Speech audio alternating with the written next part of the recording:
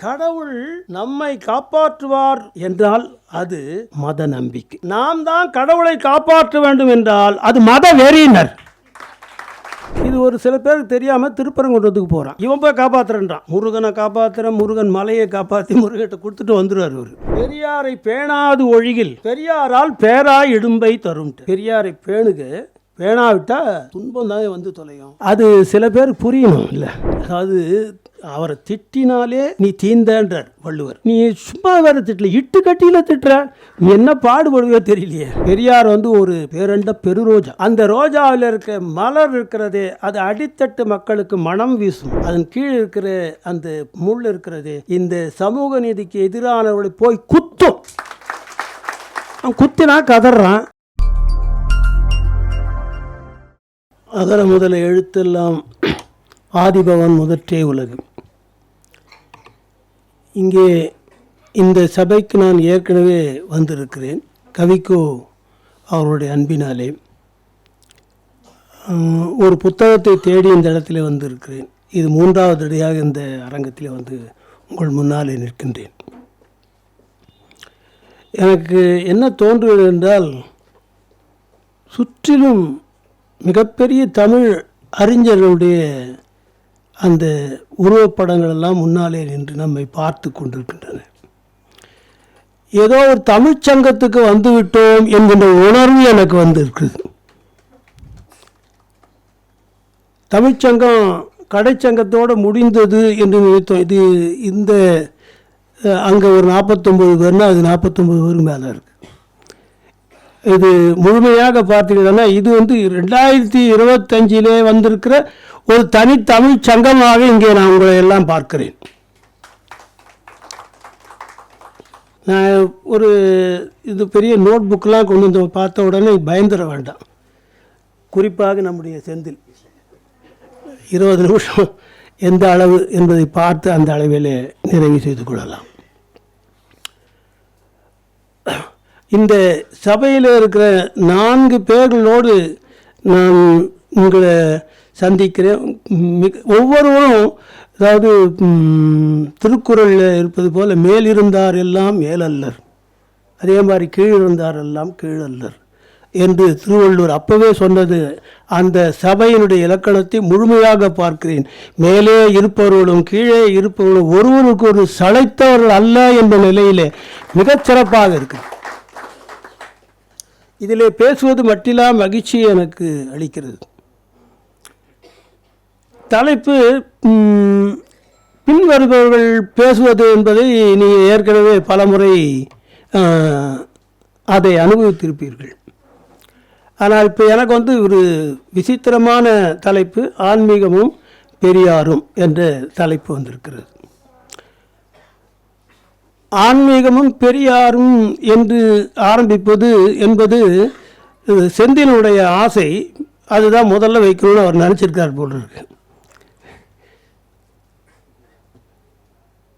மிகச்சிறந்த ஒரு பழைய நாட்களெல்லாம் எனக்கு நினைவுக்கு வருகின்றன. இப்பொழுது நம்ம இந்த 20 நிமிடத்துக்குள்ளே என்னெல்லாம் சொல்ல வேண்டும் என்பதை பற்றியெல்லாம் ஒரு சில அவற்றையெல்லாம் நான் மனதுக்குள்ளேயே எடிட் பண்ணிக்கிறேன். நேரம். ஆன்மீகம் என்ற சொல் அது பல பேர் நினைப்பது போல அது வடமொழி சொல் அல்ல. ஆன்மீகம் என்ற சொல்லே வடமொழி சொல் அல்ல. முழுக்க முழுக்க அது தூய தமிழ்ச்சொல். என்ன ஒரு மாதிரி பார்க்குறீங்களா? உண்மையை எடுத்து சொல்லுகிறேன். ஆன்மீகம் என்ற சொல் வடமொழியிலே கிடையாது. என்ன காரணம் என்று சொன்னால், ஆ என்கின்ற ஓர் எழுத்து ஒரு மொழியிலிருந்து வருவது. அது ஆனா பசுன்னு அர்த்தம்.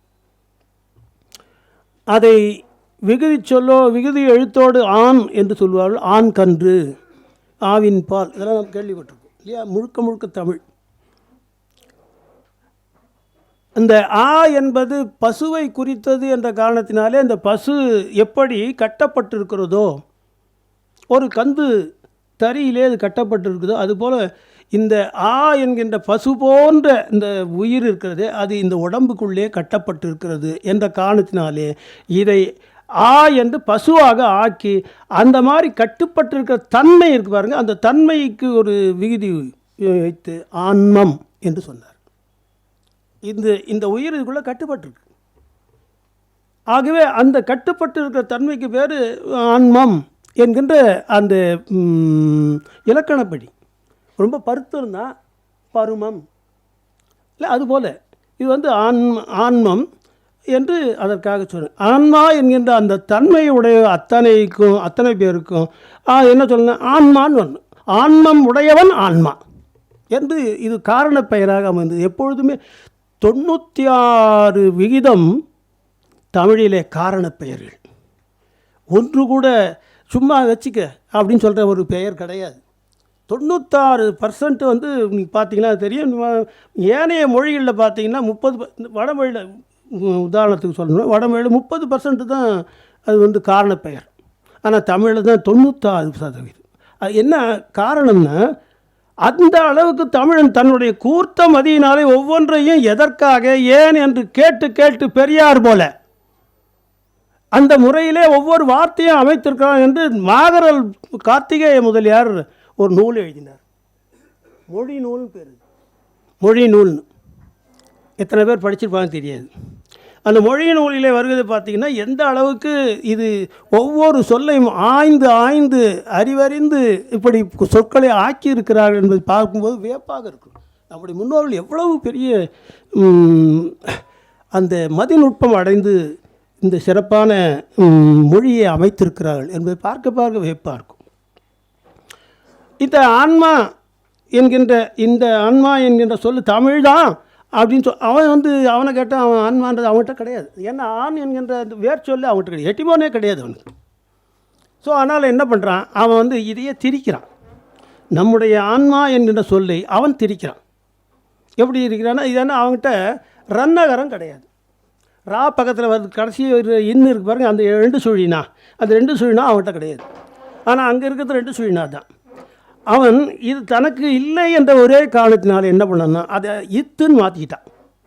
ஆத்மா அப்படின்னு சொல்லிட்டான். ஆத்மா என்று அவன் நம்ம தமிழர்கிட்ட அவன் திரித்து கொண்டு மிக அவன் எதையும் இந்த மாதிரி தான் கபலீகரம் பண்ணிட்டே இருப்பான். அவன் கபலீகரம் பண்ணாது எதுவுமே கிடையாது. அதுபோல் அந்த ஆத்மா என்கின்ற சொல்லி இப்படி ஆரம்பிக்கிறான். இந்த ஆத்மா என்கின்ற சொல்லை கொண்டு என்ன பண்ணுறான்னா, உடனே அவங்க பெரிய பெரிய ஆட்களை சொல்லும்போது மகாத்மான்மா, ஆன்மாவிலிருந்து ஆத்மாவாகி, ஆத்மாவிலிருந்து மகாத்மாவாகி கடைசியில் கொன்னுடுவான். இந்த ஆன்மா என்பது தூய தமிழ்ச்சொல் என்கின்ற அந்த சொல்லை நான் நிறுவ வேண்டி இருக்கிறது. அந்த நிலையில் தான் தமிழர்கள் இருக்கிறார்கள், இன்றைய தமிழர்கள் இருக்கிறார்கள். தமிழிலே இத்தனை ஒவ்வொன்றும் காரணத்தோடு அமைந்திருக்கிறது என்பது தெரிந்து கொள்வதே ஒரு மிகப்பெரிய சாதனையாக ஆகிவிட்ட காலம் இது.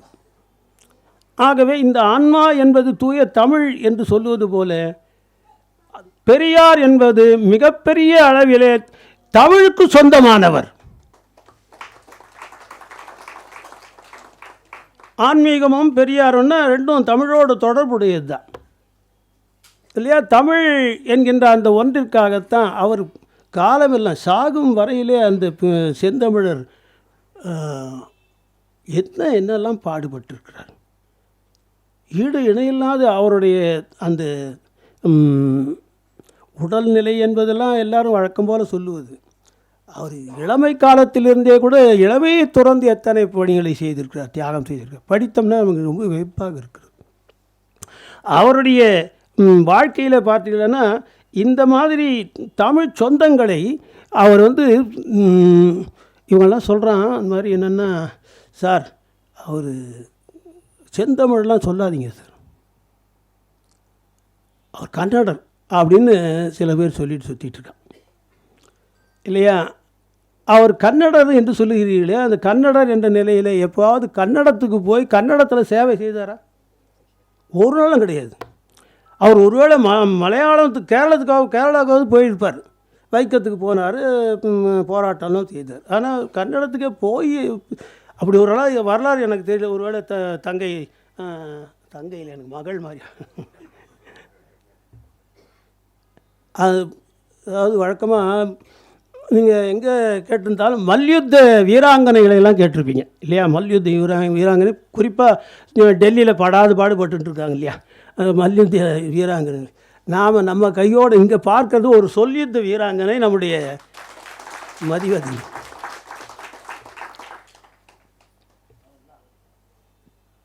சிறந்த நிலையில் அந்த கன்னடத்துக்கு போய் ஒன்றும் பண்ணலை. என்னென்னா அவர் அப்படி எப்படி சார் தமிழுக்கும் அதுக்கும் ஒன்றும் வித்தியாசம் இல்லையா?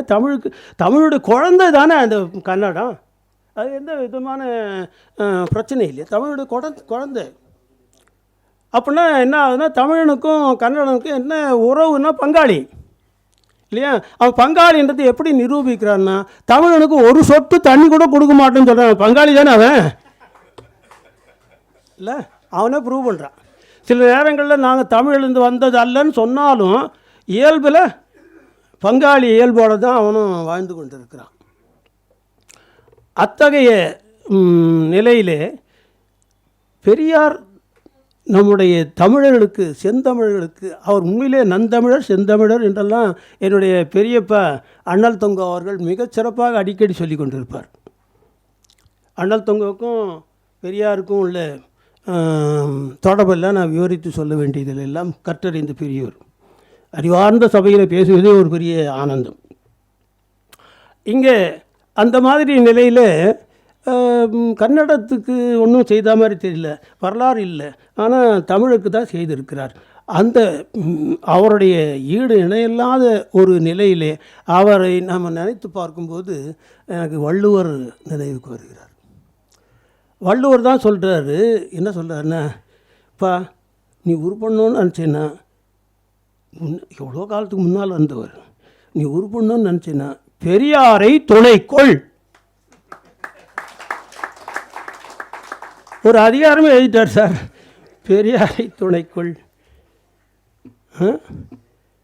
அது மட்டும் இல்லை, அது ஒரு அதிகாரம். அது மட்டும் இல்லாமல் என்னன்னா, பெரியாரை துணை கொண்ட பிறகு அவர் யோசிக்கிறார், பெரியாரை துணை கொண்ட பிறகு ஒருவேளை திருப்பி வந்த இடம் அங்கேருந்து தான் வந்தோன்னு தெரியாமலே திட்டினா அவனுக்கு என்ன ஆகும் என்று சொல்லி அடுத்த அதிகாரம் பெரியாரை பிழையாமைன்னு எழுதி வச்சார்.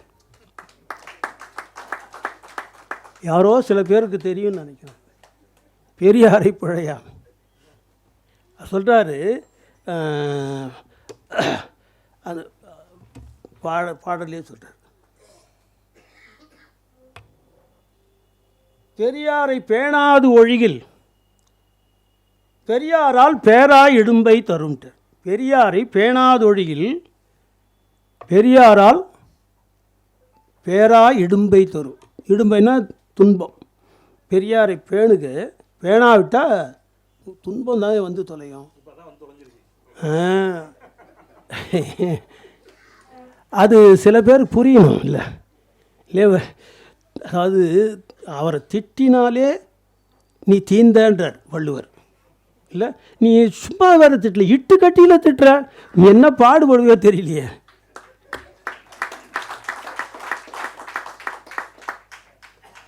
வள்ளுவர் தான் பார்த்துக்கணும்.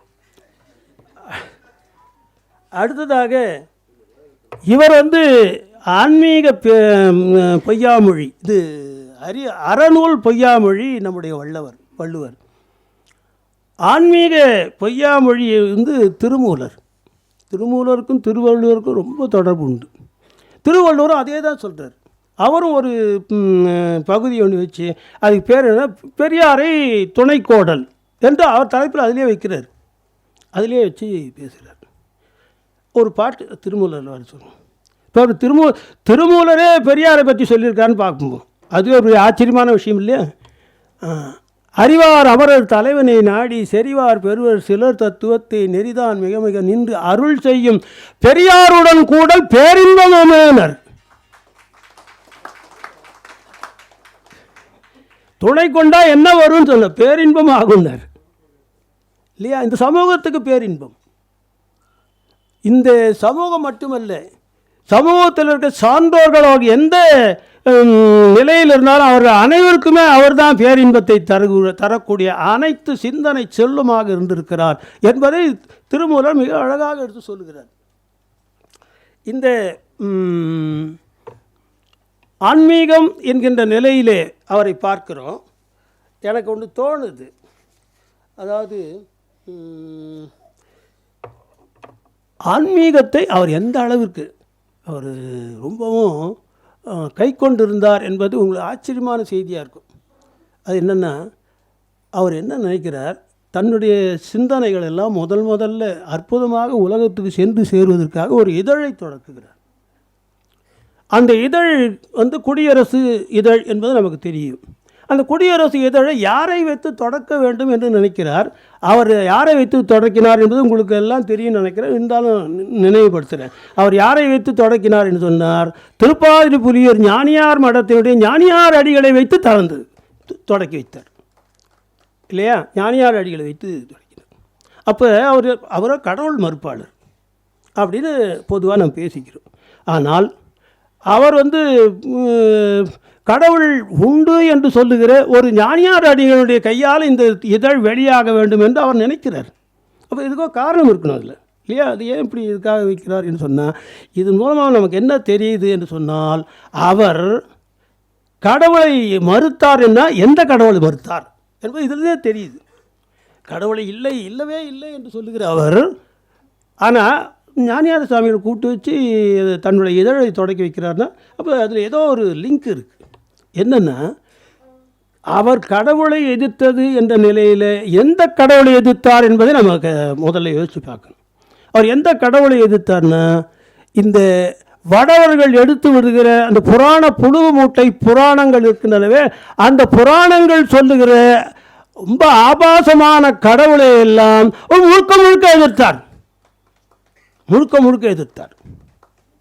ஆனால் அதே சமயத்தில் தர்க்க ரீதியாக இதுதான் இப்படித்தான் இருக்க முடியும் என்று சொல்லி கடவுளை நிறுவுகிற சைவ சித்தாந்த சான்றோராகிய ஞானியார் அடிகளை அவர் ஏற்றி போற்றுகிறார். அப்போ அதில் ஒரு வரையறை வைத்துக் கொள்கிறார் என்று நமக்கு நல்லா தெரியுது. அவர் என்ன சொல்கிறாருன்னா, இந்த வடநாட்டிலேருந்து வருவான் இல்லை, கலகம் பண்ணுறதுக்குனே வருவான். முதல்ல என்ன, வடக்குலேருந்து எது வந்தாலும் ஆகாதுங்க இல்லையா? 4 காற்று இருக்குது. அது 4 காற்றில் ஒன்று கொண்டால் அதெல்லாம் தமிழில் படித்தவங்களுக்கு தெரியும். வாடகை காற்றுன்னு அந்த காலத்துலன்னு சொல்ல, வாடகை காற்றுனா ஆகாது இல்லை, வாடகை காற்று ஆகாது. அவன் ஏதாவது உளருவான், பொய் சொல்லுவான். இன்னும் சொல்ல போனால் அவனால் நினச்சி பார்த்தா கூட உண்மையை சொல்லவே முடியாது, ரொம்ப ட்ரை பண்ணால் கூட முடியாது அவனால். அவன் சொல்லுகிற அந்த புராணங்களை ஒரே நல்லா கவனிங்க.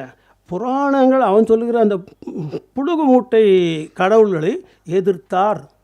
ஆனால் இவர் குடியரசு இதழை ஞானியார் சாமியை கொண்டு இந்த இதழை தொடங்குங்கள் என்று கொண்டு அவரை போற்றி மதித்தார் என்று சொன்னால் என்ன அர்த்தம்னா, இவர்கள் சொல்லுகிறது அந்த புராண கடவுளை ஏற்றுக்கொள்வதில்லை. ஏன் அவர் ஞானியார் சாமிகள் இது பண்ணா, ஞானியார் சாமிகள் புராணங்களை முழுக்க எதிர்த்த ஒரு ஞானி.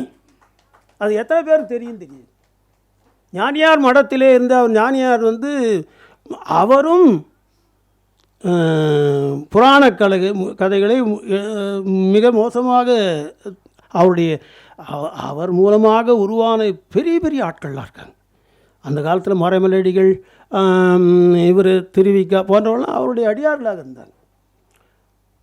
ஆனால் அவருடைய எண்ணமே என்னென்னா, புராணங்கள் என்பதை ஏற்காதீர்கள் என்று சொன்ன ஒரே முதல் தமிழ் நெறி சான்றோர், தமிழ் நெறி சமய பெரியார்.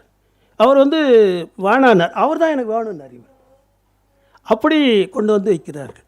மறைமலடிகளும் சரி, அவர் புராணங்களை எதிர்த்தவர். பிறையணி சடைமுடி பிராந்தன் காதைகள் இறையமோர் மறையில் யாவும் மேன்மையே, நீ அதை தனியாக படிச்சிடாதரா, தப்பாக எழுதியிருப்பான், கூட அறிஞர்களை வச்சுக்க என்று சொன்னது நம்முடைய தமிழ்நெறி இலக்கியங்கள்.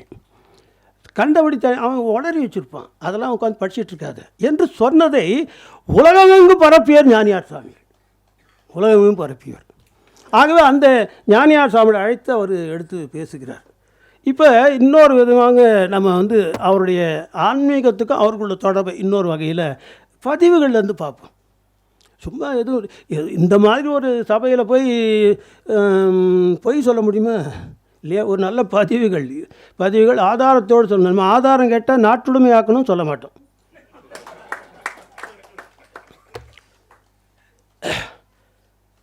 அவர் மரபில் அடிகள் எப்படியே போற்றினாரோ அதே மாதிரி குன்றக்குடி அடிகளாரை அவர் போற்றினார் என்பது உலகம் அறிந்த ஒரு உண்மை. குன்றக்குடி அடிகளார் அவர் பெரியார் போய் சந்திக்கிறார். அது ஒரு தனித்த முறையில் நம்ம 2 பேரும் பேசினா நல்லாயிருக்கும் என்று அடிகளார் சொல்ல கேட்டு பின்னாலே அந்த ஒரு சந்திப்பு நடைபெறுகிறது. அவர் சொன்னார், எங்கே சந்திக்கலான்னு கேட்டபோது பெரியாரே சொன்னார், நீங்கள் அங்கே இருங்க, என்னை தேடி வரக்கூடாது. அந்த பண்புகள்லாம் நான் வந்துடுறேன், உங்கள் மடத்துக்கு நான் வந்துடுறேன், எனக்கு ஒன்றும் பிரச்சனை இல்லைன்று. இப்போ நான் இங்கே வந்திருக்கலாம், அந்த மாதிரி எனக்கு ஒன்றும் பிரச்சனை இல்லை. அவர் அங்கே மடத்துக்கு போகிறாரு, திருப்பாதிரிப்பள்ளி மடத்துக்கு போகிறாரு, இது குன்றக்குடிக்கு போகிறாரு. குன்றக்குடியில் சாமி வந்து அங்கே பூஜை பண்ணிவிட்டு இவருக்காக கீழே இறங்கி வர்றாரு. வந்துட்டாரா பெரியார் வந்துட்டாரான்னு இப்போ இருக்கிறது போல் கம்யூனிகேஷன்லாம் வசதிகள்லாம் இல்லாத காலத்தில் வந்தது போனதெல்லாம் கேட்டு தான் பண்ண வேண்டியது. அப்போ வந்துட்டாரான்ட்டு அவர் அவசரமாக இறங்கி வர்றார் குன்றக்குடி அடிகளார். அவருக்கு மேலேருந்து வேகமாக கீழே இவர் கீழே இருந்து சொல்கிறாரு, சன்னிதானத்துக்குன்னு ஒரு மரியாதை உண்டு, ஆகவே நீங்கள் அங்கேயே இருங்க, நான் மேலே வரேன்னார். என்ன அற்புதம், என்ன பண்புகள் சார் அதெல்லாம் இல்லை? சன்னிதானத்துக்குன்னு ஒரு மரியாதை அப்படின்னா என்ன அர்த்தம்னா, சில சன்னிதானங்கள் மரியாதை கொடுக்குற அளவில் அப்போ இருந்திருக்கிறாங்க இல்லை? அங்கே அவர் கேட்டுக்கார், அடிகளார் சொல்கிறது அப்படியே சொல்கிறவங்க. அவர் சொல்கிறார், அடிகளார் சொல்கிறாரு, அப்பர் வள்ளலார் ராமானுஜர் போன்ற அருளாளர்கள் கூறிய கருத்துக்களை சமூகம் உண்மையாக பின்பற்றி இருந்தால் இந்த நிலை வந்திருக்காது அப்படின்ட்டு அடிகளார் சொல்கிறார். உடனே அதுக்கு பெரியார் பதில் சொல்லுகிறார், அவங்க சொன்னதெல்லாம் அப்படியே கேட்டு நடந்தால் இந்த நிலை வந்திருக்காதுன்னு சொல்கிறீங்க, உண்மைதான், இதைத்தான் நானும் சொல்கிறேன் என்று சொல்லிட்டு, இதை தவிர கடவுளுக்கும் இந்து மதத்திற்கும் எனக்கும் என்ன தகராறு? நான் கடவுளை கண்ணால் கூட பார்த்ததில்லை, நான் எப்படி அவர்கிட்ட போய் சண்டை போடுவேன்? நான் கடவுளை கண்ணால் கூட பார்த்ததில்லையே, பிறகு அவரோடு எனக்கு என்ன பிரச்சனை? இதெல்லாம் பதிவாக இருக்குன்னு நான் நினைக்கிறதுனா 2/5/1925 இருக்கலாம் அந்த குடியரசு இதழில் வந்து. அப்புறம் அந்த அதே சிந்தனையை வந்து அவங்க அப்படியே பேசிட்டு பக்கத்தில் ஒரு ஊருக்கு ஒரு 2 பேரும் அடிகளாரும் இவரும் ஒரு கூட்டத்துக்கு போகிறாங்க. அந்த கூட்டத்தில் அவர் பேசும்போது அவர் மறுபடியும் இந்த சிந்தனை இங்கே பேசின சிந்தனை அங்கேயே தொடர்கிறார்.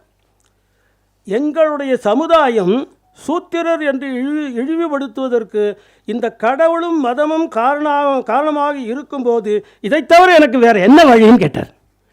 அவருடைய எண்ணம் எல்லாம் முழுக்க என்ன சொன்னால், கடவுளை திட்டுறதுக்குன்னு வரல, என்னுடைய அடித்தளத்தில் இருக்க மக்களுடைய வாழ்க்கையில் அவர்கள் இழிவுபடுத்தப்படுகிறார்கள் காரணமின்றி, எந்த விதமான காரணமும் இல்லாமல் இழிவுபடுத்தப்படுகிறாருன்னா அப்புறம் அதுக்கு இதுதான் கடவுள் தான் காரணமாக இருந்தால் நான் எனக்கு வேணாம் அந்த கடவுள், அவ்வளோதானே?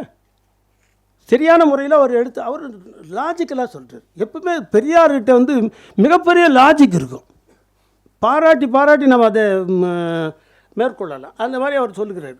அவர் சொல்கிறாரு, அனைத்துயிரும் ஒன்று என்று எண்ணும் உண்மை அறிவு மக்களிடம் வளர்தல் வேண்டும். கடவுளர்களை நீதிமன்றங்களுக்கு இழுத்து செல்லக்கூடாது. அவருக்கு இருக்கு அந்த இது கூட இப்போ புத்தி இல்லை எங்கே இருக்கும் எனக்கு. நோடிக்கு ஒரு தடவை இப்போ கூட உங்களுக்கு முன்னால் நான் வர்றதுக்கு முன்னால் ஒரு கோர்ட்டு விவகாரத்தை டீல் பண்ணிட்டு தான் வந்து உட்காந்துக்கிறேன். ஒரு கோர்ட்டில் பட்டீஸ்வரன் கோயில் இப்போ நம்ம இது நடக்குது, இந்த பேரூரில் பட்டீஸ்வரன் கோயிலில் குடமுழுக்கு நடைபெறுகிறது. அந்த குடமுழுக்கு தமிழில் பண்ணணும்னு போராட்டம் பண்ணுறாங்க. அதுக்கு ஒரு மனு போட்டு கோர்ட்டுக்கு போயிருக்கு. அந்த கோர்ட்டில் இன்னும் கூட இவ்வளவு காலத்துக்கு பிறகு கூட இந்த அரசாங்கத்திலே இருந்து கூட ஒரு அந்த குடமுழுக்கு தமிழில் பண்ண வகை இல்லை. இது என்ன மிகப்பெரிய மோசமான நிலை. நான் 46 வருஷமாக இதே வேலையாக தமிழை குடமுழுக்கு செய்வதற்காக மட்டுமே என்னுடைய வாழ்நாளை முழுவதும் நான் செலவழித்திருக்கிறேன். தமிழில் மந்திரம் இல்லை, நான் போய் பாடுற தொல்காப்பியத்துன்றேன் இல்லையா. தமிழில் மந்திரம் இருக்குன்னு வந்து ஒவ்வொரு உரையாசிரியர்கள் என்ன இருக்கான் போய் பாரு. மந்திரம் என்பது என்னன்றதெல்லாம் விவரம் சொல்லியிருப்பாங்க. மந்திரம் என்ற சொல்லிலேயே ஒரு நூல் இருப்பது தமிழ் தான் இருக்குது. திருமந்திரம்னு இருக்குது. வேறு எந்த மொழியில் வேறு எந்த மதத்தில் இருக்குது? இங்கே தான் மந்திரம் இருக்குது என்றெல்லாம் போராடி கொண்டு இருக்கிறேன். இன்றைக்கும் அது வருவதற்கு முன்னால் கூட இப்போ அங்கே கீழமை நீதிமன்றத்தில் அதுக்கு வேறு விதமான தீர்ப்பு வந்துட்டு அது மேல்முறையீட்டுக்கு போயிருக்காங்க. அது மேல்முறையீட்டுக்கும் அடியேன்னு எழுதி கொடுத்துருக்காங்க அவங்களுக்கு அஃபிடவிட்டு. அதெல்லாம் பார்த்து பேசிட்டு நல்லா இருக்குது அவர் ஜட்ஜ். ஆனால் அவர் செய்தது நல்லா இல்லை. அவர் என்ன சொல்கிறாருன்னா, நேரம் இல்லை, இப்போ வந்து குடமுழுக்கு டேட்டு கிட்ட வந்துச்சு, 2 நாள் தான் இருக்குது, இப்போ போய் மாற்ற முடியாது. ஆகவே நீங்கள் அடுத்த கோயிலில் பார்த்துங்க. இது என்ன தவணை? அது அந்தந்த கோயிலுக்கு பின்னால் அலைஞ்சிட்டு இருக்கிறதுக்கு. இப்படியெல்லாம் பல மோசமான நிலைகளிலே நாம் இருக்கிறோம் என்பதை நினைத்து பார்க்கவே எனக்கு நெஞ்சு நடுங்குகிறது. இப்போ அவர் என்ன சொல்கிறாரு? அவர் சொல்கிறார், எது மதம், எது உண்மை அறிவுன்னு சொல்கிறார். அனைத்து உயிரும் ஒன்று என்று எண்ணும் உண்மை அறிவு மக்களிடம் வளர்தல் வேண்டும். கடவுள்களை நீதிமன்றங்களுக்கு இழுத்து செல்லவும் இழிதகம், அது அந்த இழிதகமே அவன் செய்துட்ருக்கான். ஆனால் கடவுளை பற்றி நான் தான் அத்தாரிட்டின்னு சொல்லிகிட்டு இருக்கான். ஆனால் அவன் செய்கிறதுல நீதிமன்றத்துக்கு இருந்த சாமி அங்கே கொண்டு வந்து உட்கார வச்சுடுறான். அவர் உள்ளேருந்து அந்த பியூன் கூப்பிடுவான், கடவுள் கடவுள் கடவுள்னு அவர் உள்ளே போனவருங்க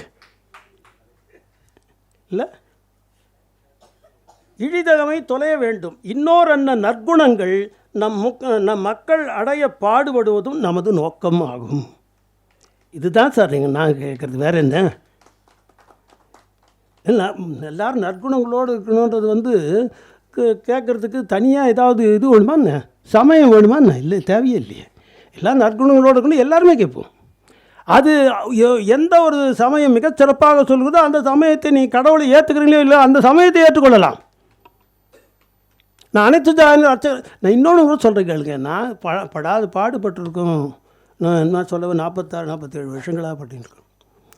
எந்த ஒரு சைவரும் எங்களுடைய இந்த போராட்டத்துக்கு முன்வரவே இல்லையே. இத்தனை இடப்பாடுகள் நடுவிலே அடியேன் 1780 திருக்குட முழுக்குகளை உள்நாட்டிலும் வெளிநாட்டிலும் தமிழிலே செய்திருக்கிறேன்.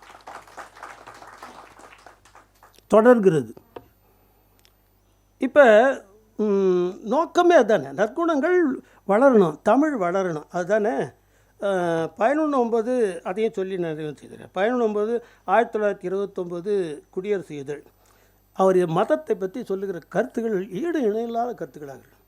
இவ்வுலகில் மத கொடுமைகளுக்கும் ஜாதி வித்தியாச இழிவுக்கும் உட்பட்டு கேவலமான மிருகத்திலும் இழிவாக கருதப்பட்ட பின்னால் மோட்சம் அடைவதை விட அதுக்கப்புறம் எல்லா அவஸ்தைப்படு, அதுக்கப்புறம் உனக்கு மோட்சன்றான்.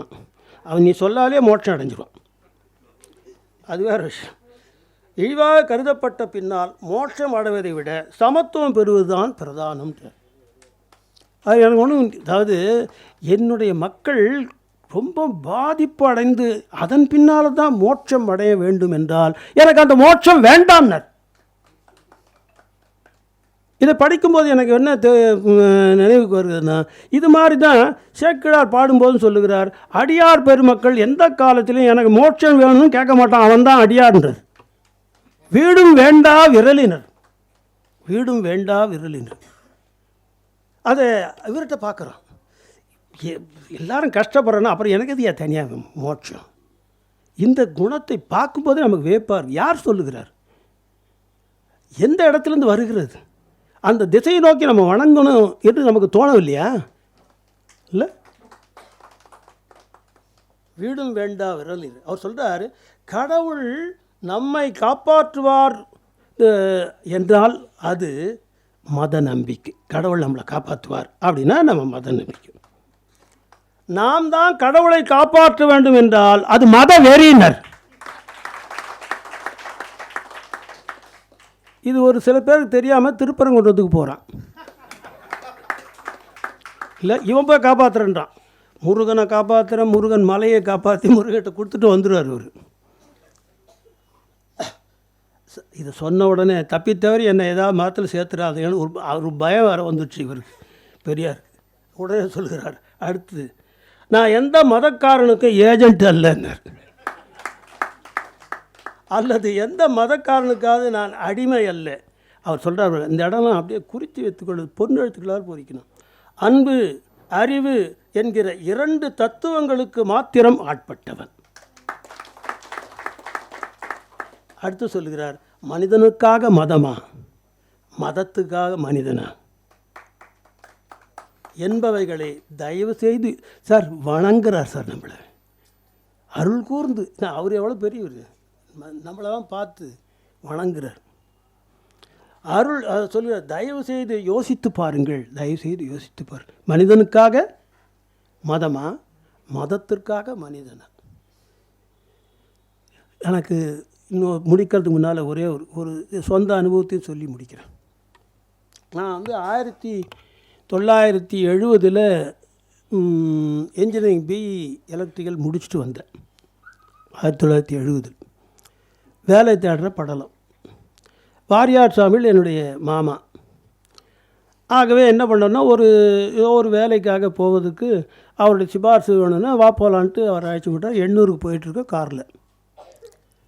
காரில் போயிட்டுருக்கும்போது அவர் சொன்னார், அந்த முக்கியமானவரை பார்த்து விட்டு திரும்பி வரும்போது பேசிக்கிட்டே வரோம். ஏன்னா இங்கேருந்து சிந்தாரிப்பேட்டிலேருந்து 800 ரொம்ப தூரம் இல்லையா, அது வரைக்கும் போயிட்டு பேசிட்டு வரணும். வரும்போது அவர் வாரியார் சாமி சொல்லிகிட்டே வர்றாரு, ஏம்பா இந்த தனியார் கம்பெனிகளெல்லாம் நம்மளவங்களுக்கெல்லாம் வேலை கொடுப்பான்ற அப்படின்றார். இவரை நம்பி அவரோட கூட போனா அவர் சொல்கிறார், உண்மையை சொல்கிறார், நம்மளவங்களாம் வேலை கொடுப்பானா, கொடுக்க மாட்டான். அது சொல்லிவிட்டு அடுத்து அதுதான் எனக்கு இன்னும் கூட அது ரீங்கரிச்சுட்டுருக்கு. என்ன சொன்னால், நான் ஏதோ பெரியார் புண்ணியத்தில் நம்மளவங்களாம் அரசாங்கத்தில் கிளார்க்காவது சேர்ந்துருக்கான்.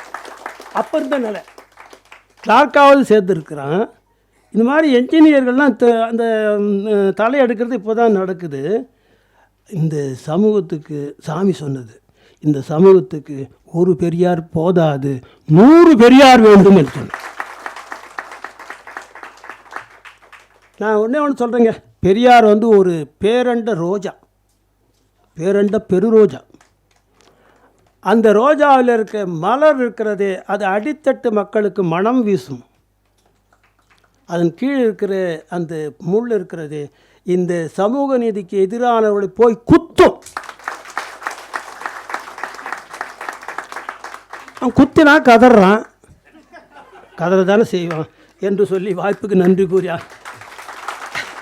வந்துகின்றேன்.